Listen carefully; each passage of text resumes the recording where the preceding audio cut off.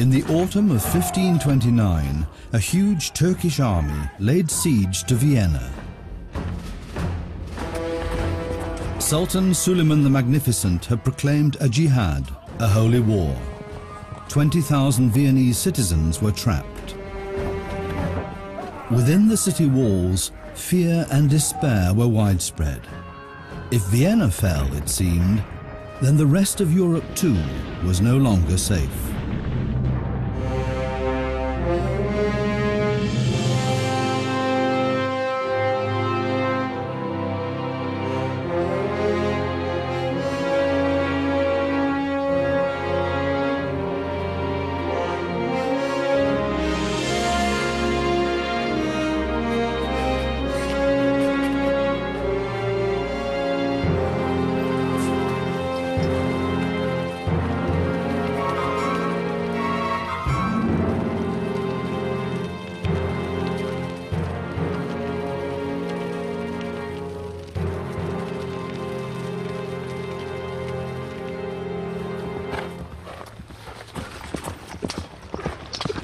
In the early 16th century, Vienna was one of the biggest German cities. It lay only 150 kilometers from the western border of the Ottoman Empire. In May 1529, a messenger brought the news that a huge army had set out from Istanbul to lay siege to Vienna and capture the city.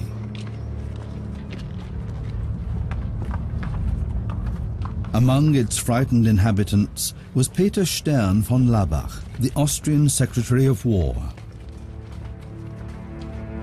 "If there is a battle, I shall not be able to fight. My eyes are too weak, my bones too fragile. So day after day I shall do my duty and record the fate of Vienna in the greatest of detail."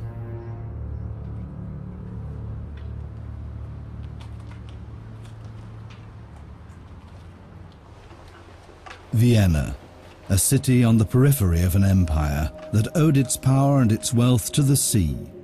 Whoever held dominion over the waves also held sway over the trade routes. Europe was proceeding to subjugate America, the New World. The monarch of this realm was Charles V. He ruled an empire on which it was said the sun never set. In Europe, Charles V was in conflict with the Ottoman Empire over dominance in the Mediterranean and in the Balkans. Even in those days, a power political dispute was stylized into a conflict between cultures, Christianity versus Islam. The siege of Vienna was part of this conflict.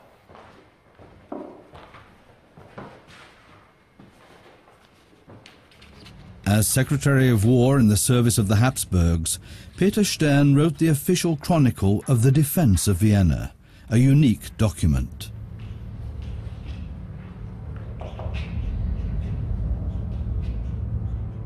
In the year of our Lord 1529, Sultan Suleiman, the cruel tyrant and sworn enemy of the Christian faith, set out for Vienna with all his military equipment and forces in order to defeat Christianity and subjugate it.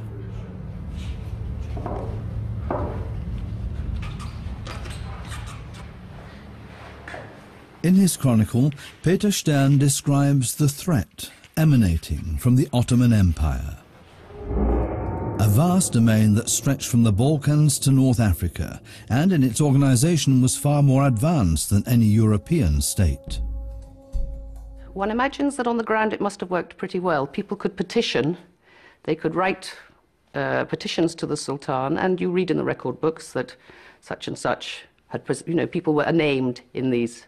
Some villager in some small village in Anatolia, for instance, is named in these registers. He's asked for such and such a favor, or that some crime has been committed, but particular people are singled out from Istanbul to have justice done either in their name or against them. So the tentacles of the state, central state, did reach very far. Istanbul, the capital of the Ottoman Empire and the seat of its ruler, Suleiman the Magnificent. He had the same desire for expansion as Charles V. Thus, like Charles V, he too declared the war to be a conflict between the world religions. Suleiman proclaimed a jihad, a holy war. One has to remember, of course, that the sultans did not see themselves, for instance, as the caliphs of Islam. That was one of their titles, but it wasn't one that was sort of promoted as their first and foremost title. First and foremost, they were a sultan. So this, in the way that this title of caliph was there as a rhetorical device, so would have been a proclamation of jihad, to rally the troops, to give them a focus for the fight and so on. I think it was, it's a territorial confrontation. It's not first and foremost a religious confrontation with Ferdinand and with the Habsburgs. In May 1529, the 150,000-man Ottoman Empire set out for Vienna. Its first major encampment was at Belgrade.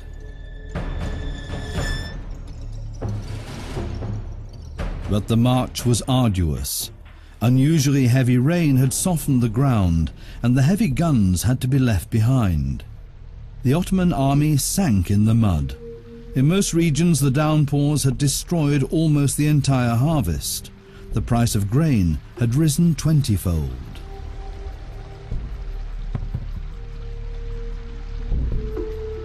One of the Sultan's secretaries recorded events in a journal.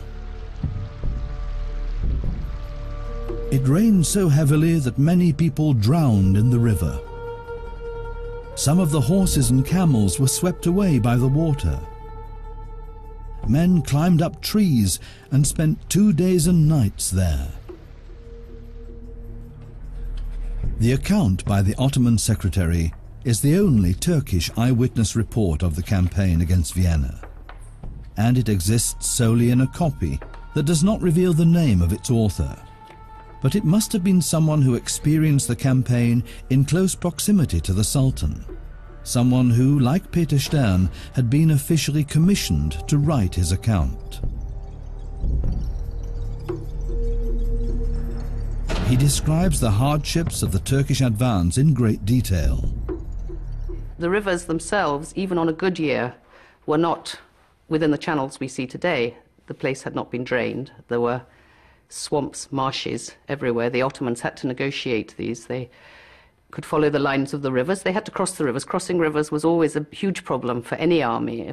For the Ottoman army, we read in the chronicles all through the time that they were marching up to the European front, but the great difficulties they had crossing rivers. The advance of the Turkish army was a superb logistical achievement.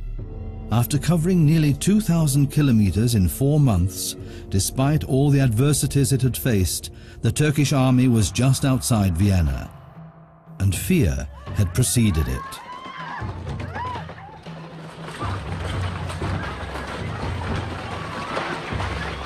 At the last minute, the inhabitants of Vienna tried to flee. They did not believe the town could be held. Only 400 citizens capable of bearing arms stayed behind. In the van of the Turkish army were the Akinci, light horse troops who appeared outside the city for the first time on September the 21st. Raping and pillaging, they razed everything to the ground. Many refugees from Vienna also fell into their hands. The women and children were captured and handed over to the Turkish army as slaves. Most of the men were decapitated without further ado, and their heads stuck on poles as trophies.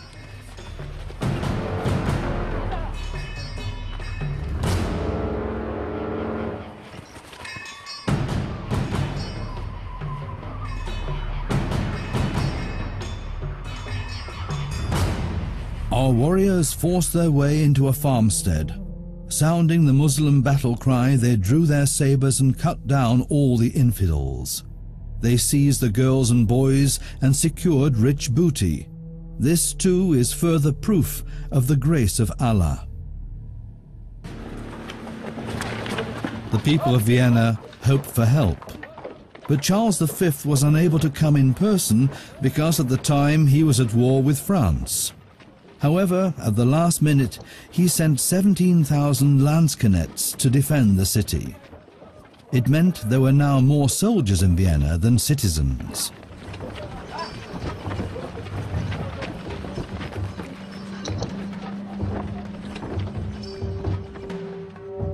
Landsknechts were professional soldiers who risked their lives for money.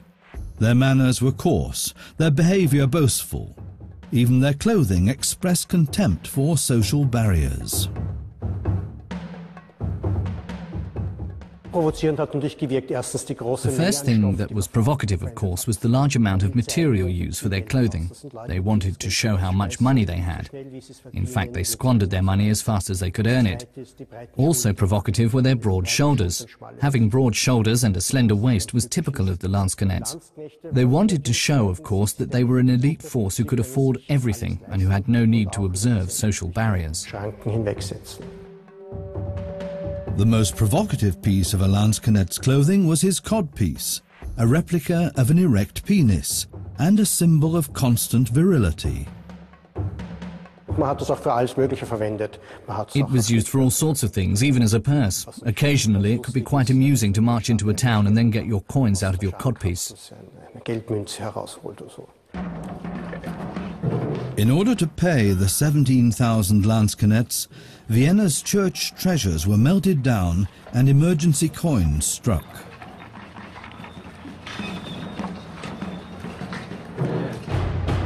On September the 24th, 1529, 3 days after the Akinci, the main Ottoman army reached Vienna. Surrounded by 150,000 Turks, the city was cut off.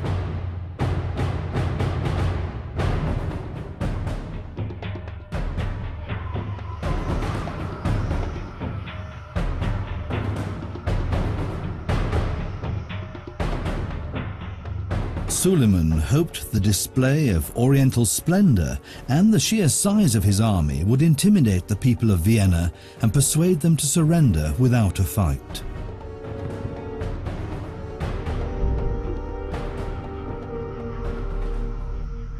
To the commander and the other inhabitants of the fortress of Vienna, let it be known that if you become Muslims, nothing will happen to you.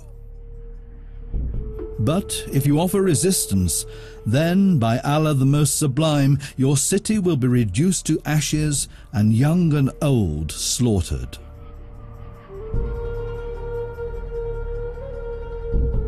Suleiman had no interest in storming the city, because according to Islamic martial law, he would have to grant his troops 3 days of pillage. Only if Vienna capitulated would all its treasures belong to him. So, with this in mind, he dispatched 4 prisoners to the city with a message.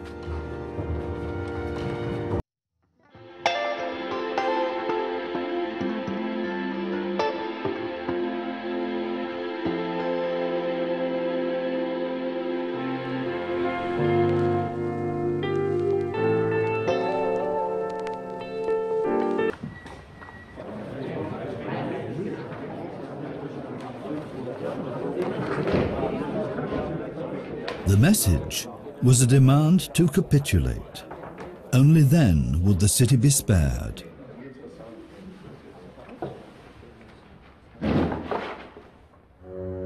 Suleiman is thus trying to strike an agreement with the leaders of our city. He vows not to let any of his men enter it and do harm to its people. But if we do not surrender, he will not stop until he has conquered Vienna and slaughtered young and old. But capitulation was out of the question. The siege began with a show of arms. When it came to discipline and skill at arms, there was scarcely an army in Europe that could compete with the Turks.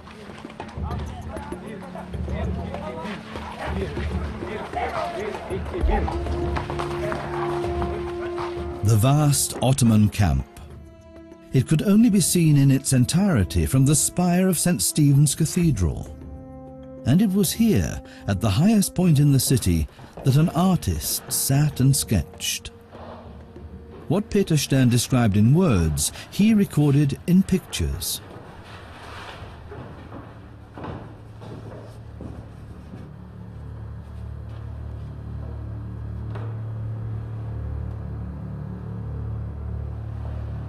The sketches the Viennese artist made formed a unique document that portrays all the horrors of the siege.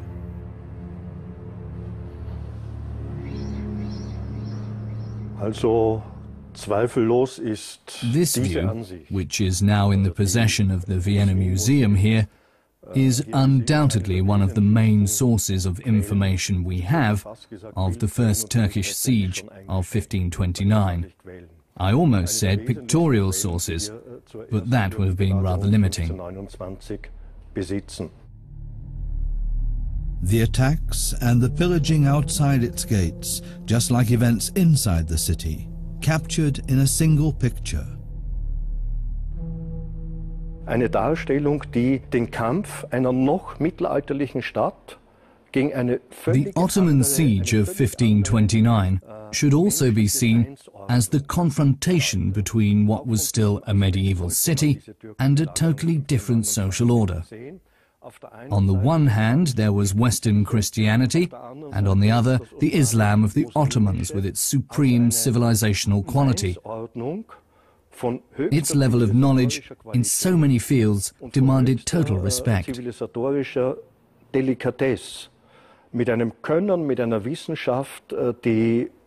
Compared with this was the Western system, which was in a state of upheaval. Its intellectual capacity for acknowledging and absorbing other influences was not as advanced at this time as that of the Turks. Noch nicht so weit ist, wie es zu dieser Zeit die Osmanen gewesen sind.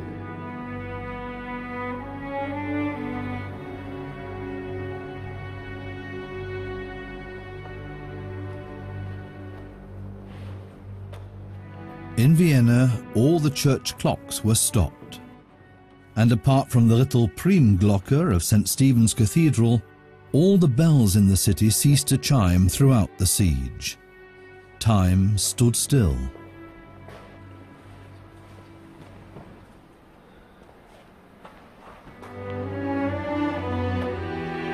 The decision to fight was stylized by Peter Stern as a kind of oath of Vienna. Noble and common companions at arms swore to remain in the city by its magnificent guns as long as there was still life in their bodies, and to die alongside one another for the Christian faith.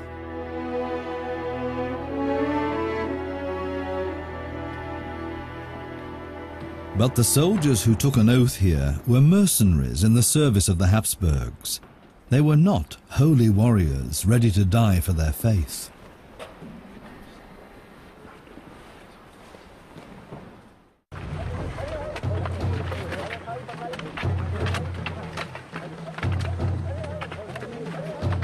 The battle began. As they advanced, the Turks had been forced to leave their heavy wall-breaching guns behind, so they had to bombard Vienna with smaller cannon.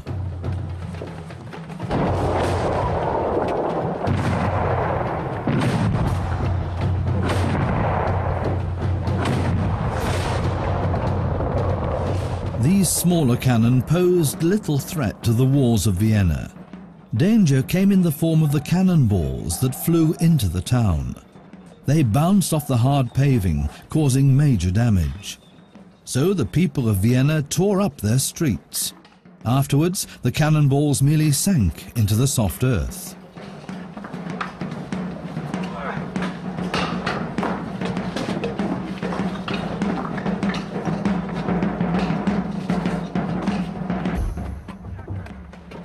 But the Turks had experience in besieging fortresses like Vienna. The cannon were intended merely to spread fear and prevent the inhabitants from gaining any respite. Meanwhile, the Turks were focusing on their real weapon.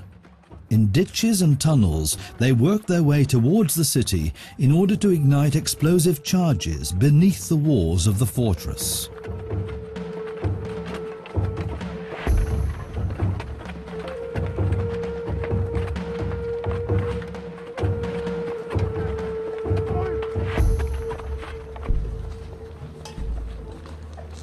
At first, the people of Vienna had no idea why the Turks were digging. Unsuspectingly, they sat in their town waiting for an attack which had already begun underground.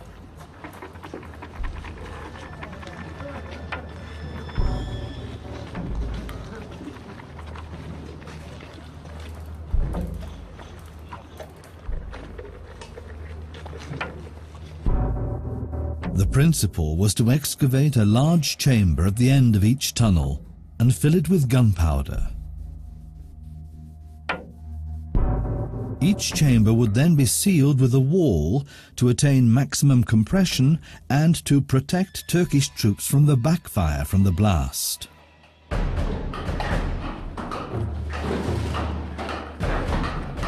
Slowly and inexorably, the Turks worked their way towards the city. With every hour of every day, the threat grew.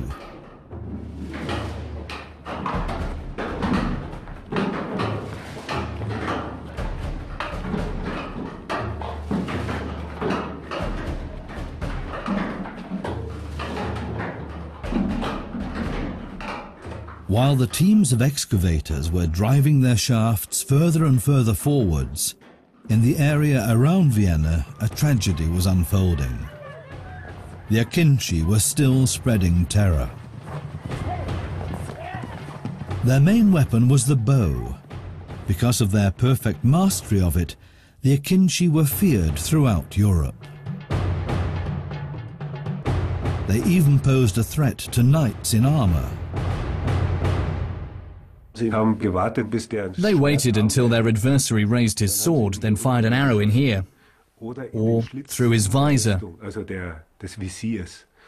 They could fire so accurately from a galloping horse that they aimed at the slit in the helmet. To the European way of thinking, that was more a perfidious weapon than a knightly one. The bows of the Turks were high-tech weapons that could withstand high levels of tension. So despite their handy size, they had tremendous penetrative power. However, they were not easy to use.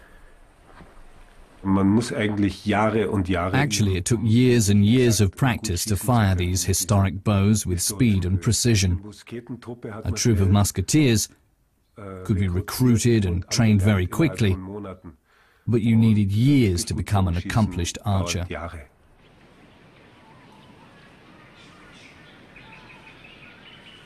What astonished and frightened Europeans most of all was the ability of the Turks to fire at their adversaries from a horse at full gallop.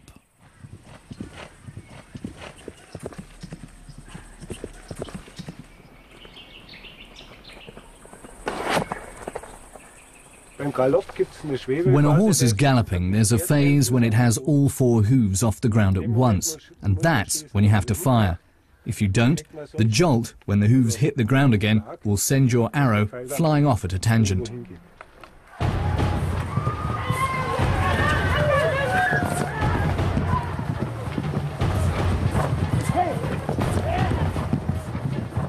The Akinci plundered the hinterland within a radius of nearly 100 kilometers. The fate of the farmers was a terrible harbinger of what also appeared to await the inhabitants of Vienna.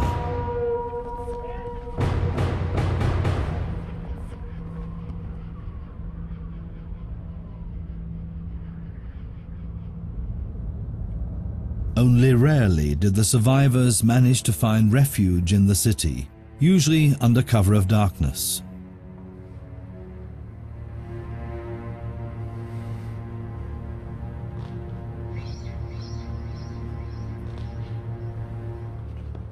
In his chronicle, Peter Stern recorded that people were butchered in their thousands or abducted. Babies were slit from their mothers' wombs and cast away or impaled. Maidens were violated until they died. May the Almighty have mercy on their souls.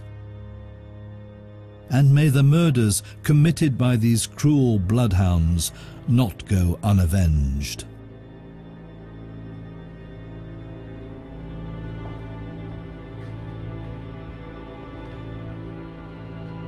What Peter Stern wrote about the murdering, pillaging Akinci was to shape Europe's image of the Turks for centuries. That's a very typical quote. The word bloodhound was used for 2 or 3 centuries. The image of impaled infants is one found on very many Turk prints. They were the newspapers of the day, so to speak. Woodcuts were made of scenes in which people tried to depict the barbarity of the Turks, and one highly popular motif was that of infants who had been skewered either on pails or on lances. So this image of the still unripe fruit being ripped from its mother's body occurs very often. Another highly common motif was the violation of young women, so in this respect the quote is most characteristic. The atrocities that took place outside Vienna are also confirmed by Ottoman reports. Turk prints spread news of them all over Europe, and that was all many people would discern of the Ottoman Empire. The image was formed of a Turk as someone who was cruel by nature, and this image was fostered by the Christian Church, which saw a threat to its power. One of those who preached vehemently against the Turks was Martin Luther. He saw them as the personification of the Antichrist. Thus be assured that the Turk is the devil's most evil fury against Christianity.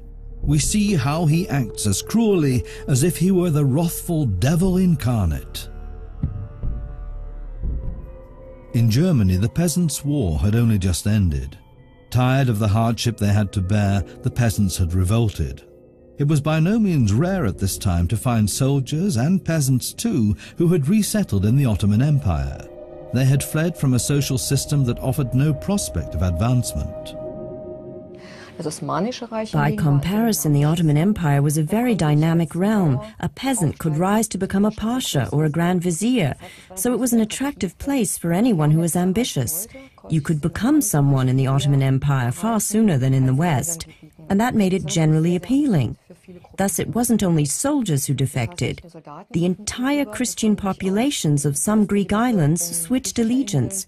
They'd rather live under the Sultan, they said, than under the Pope. So the threat was on another level, a threat to Western society, to the nobility and the clergy.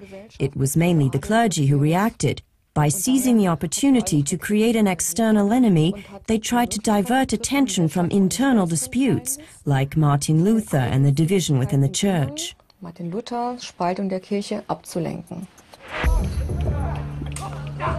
One example of the possibilities for personal advancement in the Ottoman Empire were the Janissaries, the elite troops of the Ottoman army, more than 12,000 in number. As Christian children, aged between 12 and 18, they had been abducted from their families in villages in the Balkans, converted to Islam, and taken into the service of the Ottoman state. A career in the state machinery, including the highest of government offices, lay open to those able to overcome their traumatic experiences.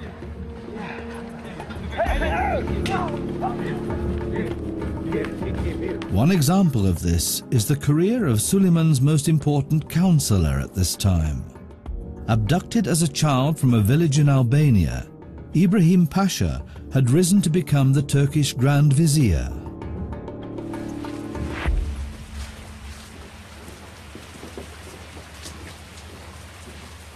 The situation for the people of Vienna seemed forlorn. Then it started to rain. A cold spell, unusually early for the time of year, gave them fresh hope.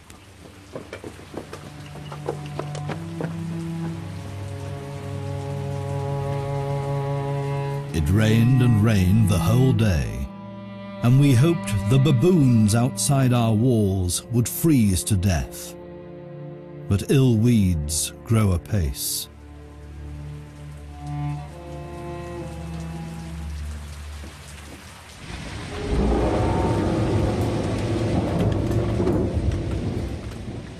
In weather like this, an assault was out of the question.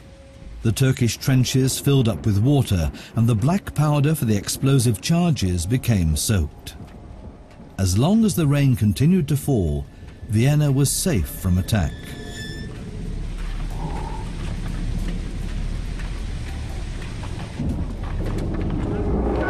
Spirits in the Turkish ranks sank to rock bottom.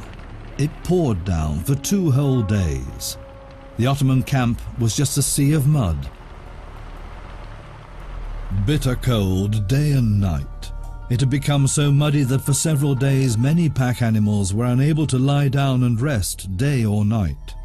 It's impossible to describe how much rain fell.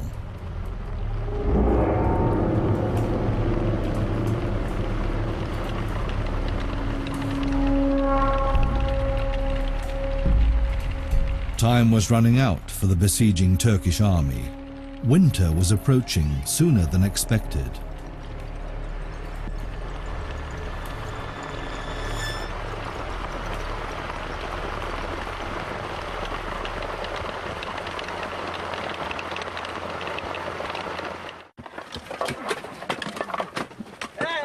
Finally, the rain stopped.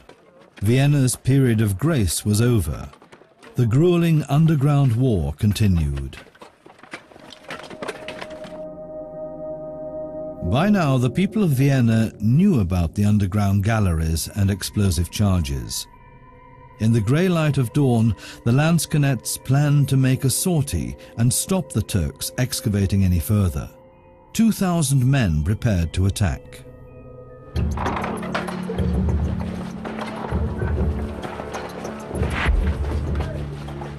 It was an operation fraught with risk.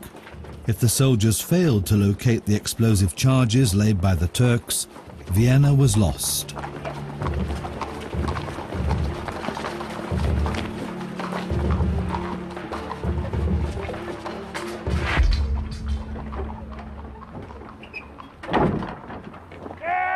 As if from nowhere, the Landskonets suddenly appeared in the Turkish trenches.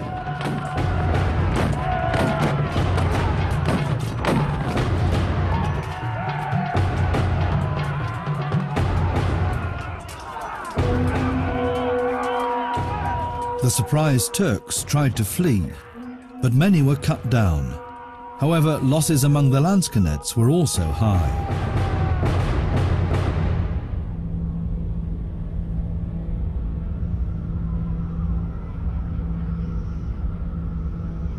The Landskonets were unable to find the explosive charges.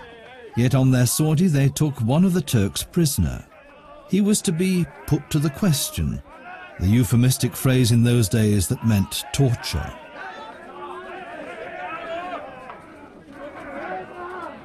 The first step consisted of merely showing the delinquent the instruments of torture. In the second stage, instruments like this thumbscrew were applied. It had 2 screws which brought 2 metal plates together. The prisoner's thumbs were placed between the plates and massive pressure exerted by turning the screws. This, of course, was incredibly painful and resulted in the delinquent confessing fairly rapidly.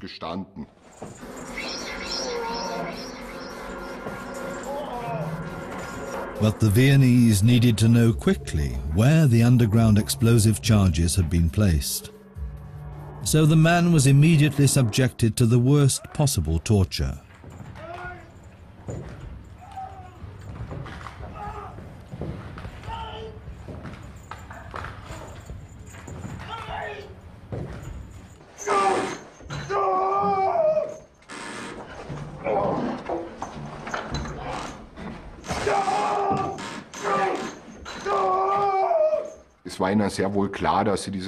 People under the cruelest torture fully realized that they would not survive the ordeal. So they were told by their tormentors that they could get it over with faster by confessing, even if this getting it over with faster meant being killed. Under torture, the prisoner revealed the Turkish plans.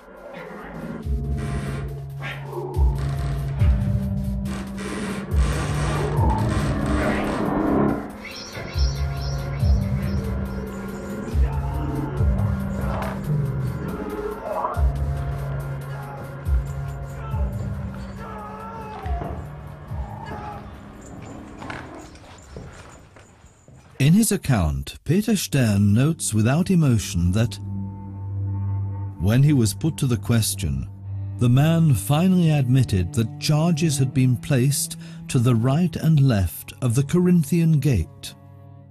No one had previously had any knowledge of this.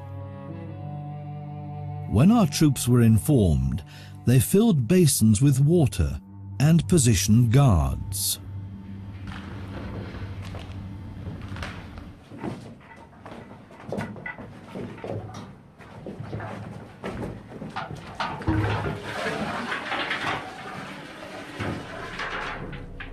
The information obtained from the prisoner was not detailed enough. So now the people of Vienna had to sit in their cellars day and night and keep watch. Water reveals any tremors in the earth long before the human ear detects anything. If any ripples formed on the surface of the water, the soldiers dug right next to the spot.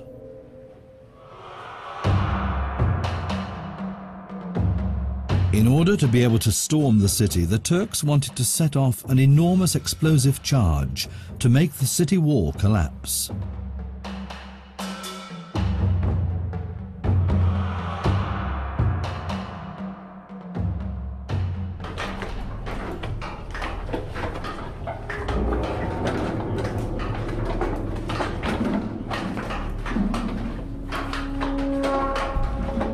The Turks worked at several points simultaneously, often simply to confuse the enemy.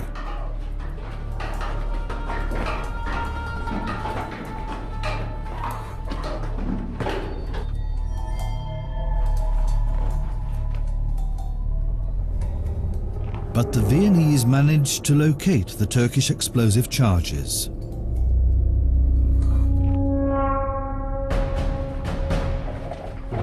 Now time was of the essence. Lanzknechts were assembled at the threatened sections of the city wall.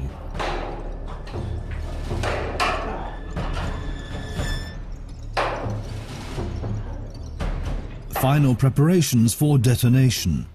Charges of black powder were rolled into the subterranean chambers. The Turkish general attack was imminent.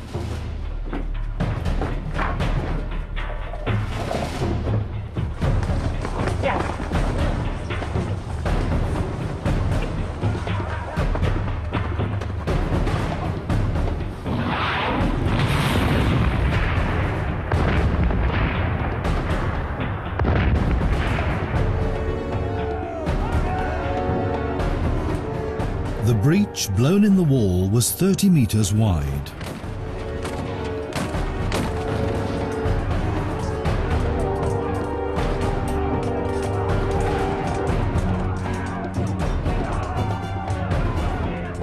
But the Viennese were ready. Positioned in the gap were Lanzknechts, and the Turks ran straight onto their pikes.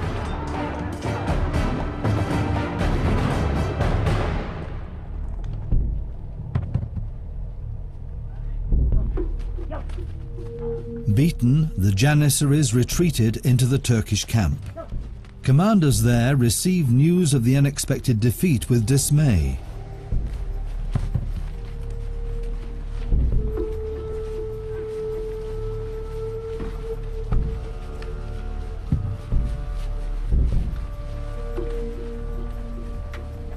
After afternoon prayers, an explosive charge was detonated. Some of the infidels fought in the breach it had created. A fierce battle developed. But because the breach was not wide enough, we could not take the city.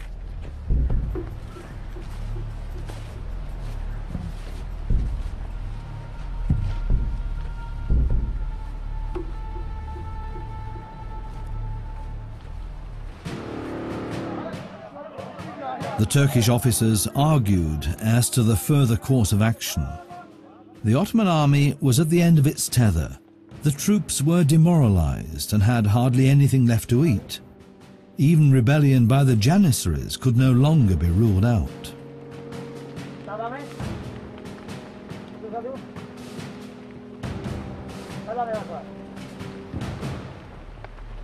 The shortage of food was a matter of serious concern. So the commanders decided to mount a final attack. If the fortress did not succumb, the army would return home.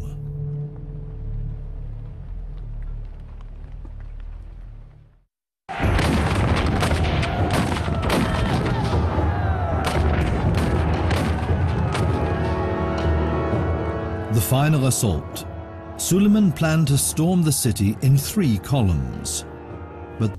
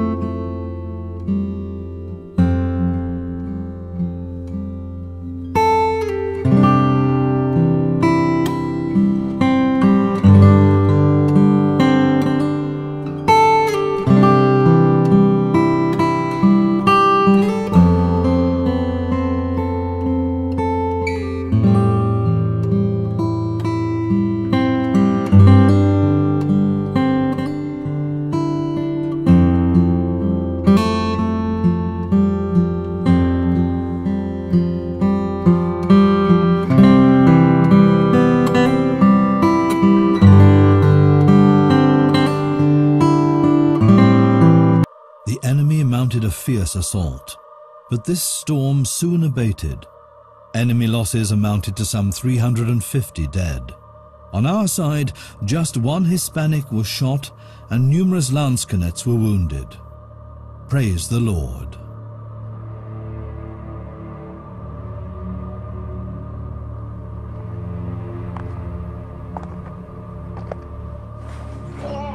The danger was over, but fear still coursed through the city. The day after the final assault, 3 men were seized. Under torture, they confessed to being Turkish spies. Suleiman, they said, had commissioned them to set fire to the city at 5 points. He had then planned to attack the burning city, while its inhabitants were preoccupied with dousing the flames.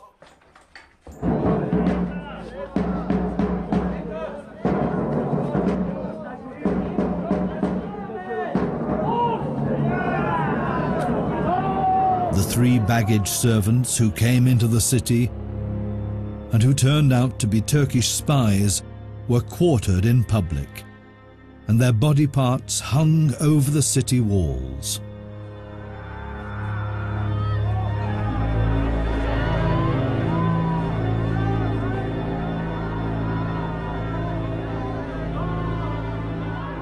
But the men were probably innocent.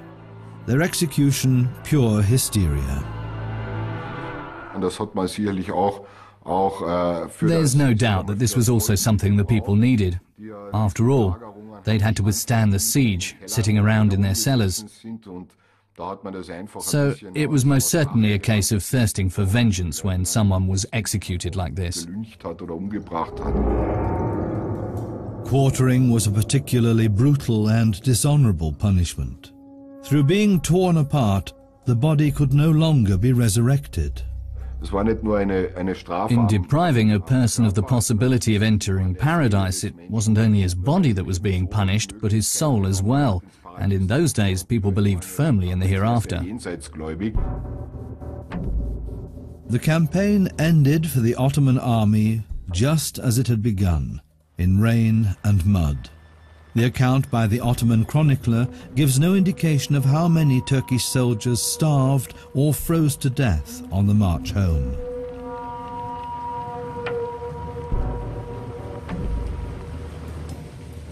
The fate of the writer himself is also unknown.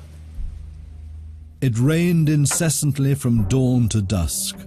Some of the soldiers lost their entire equipment in the endless deluge, and some of their horses sank in the mire. The suffering was indescribable.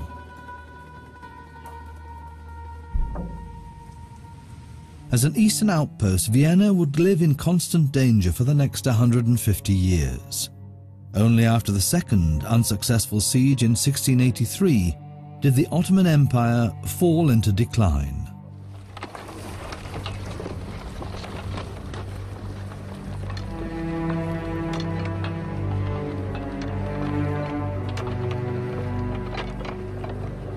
That same winter, Niklas Meldemann made his way back to Nuremberg.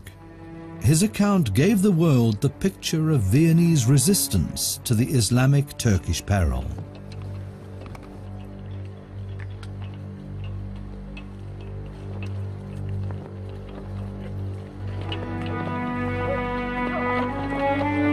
This formed Europe's image of the Turks, and also gave rise to the concept of Vienna as Europe's Christian bulwark.